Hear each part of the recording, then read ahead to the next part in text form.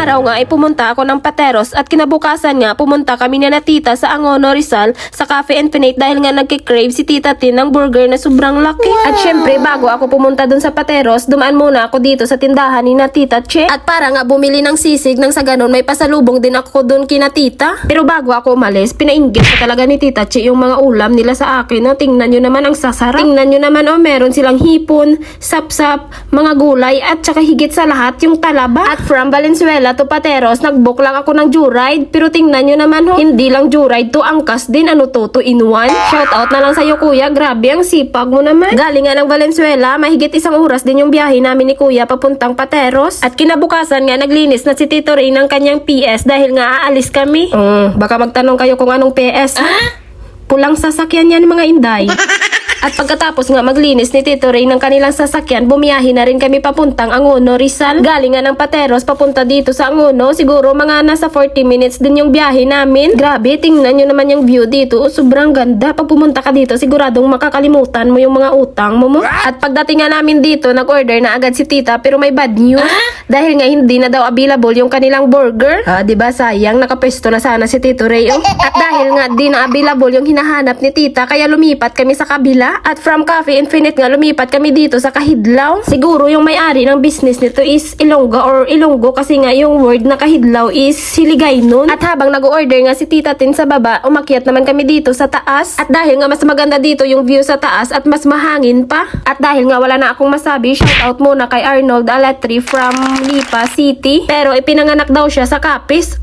Baka may lahi tong aswang. Charis. At maya-maya nga dumating rin yung mga angkan ni Pani. Kasama nga niya pala yung tito at tita namin at ang anak nito.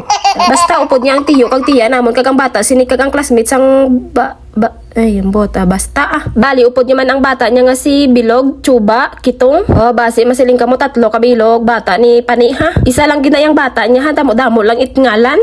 At bali, yung in-order pala dito ni Tita, pizza, fruit soda, milk tea, inihaw, burger fries, at kape. At pagkatapos nga namin kumain at magtinikal, nag-ayaan na rin para umuwi. Yung angkan pala ni Pani umuwi na sa kanilang bahay at kami naman dumiretso sa bahay ni Tito Tawi. Dito sa sitio Maligaya, Barangay San Jose, Antipolo. Nagpropong ko kami didanay kay ginahulat namon si Tito Tawi para magsugat sa amon. Kag pag-abot namon diri sa balay day Tito Tawi, yung mga bata naghirinampang na tapos yung mga tigulang nagtrinikal man.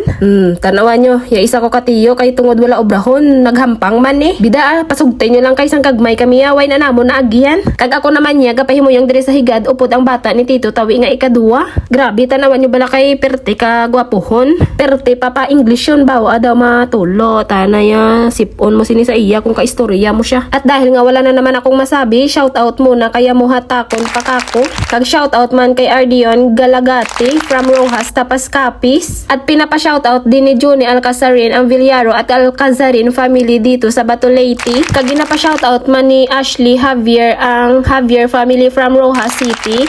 Kag Jocampo family from Panitan Capiz. Siya, at dahil nga wala nang magawa yung mga angkan ko, tingnan nyo naman merong nagiinuman, merong nagtutungits, at merong nagdadama. Grabe very talented yung mga angkan ko. By the way, dito pala kami dumiretso sa bahay ni na Tito Tawi dahil nga dito kami matutulog at dahil nga kinabukasan magsiswimming kami. At sa oras nga na to, mga alas 8 na to ng umaga, umakyat ako dito sa rooftop ni na Tito. Grabe, sobrang ganda dito dahil nga tanaw na tanaw mo pa yung mga bundok. Pero by the way, yung plano sana namin, mga alas 6, aalis na kami dito sa bahay ni na Tito. Pero tingnan nyo, mga alas 8 na to ng umaga, di pa kami nakaalis dito. Pero mga alas 4 ng madaling araw, nagising naman si na Tita dahil nga nagluto sila ng mga babauni namin. Pero dahil walang nagre-response sa angka ni Pane, pagkatapos nila magluto, natulog na lang sila ulit. Kaya ayun, mga alas 9 na kami nakaalis. Okay lang yan, Filipino time.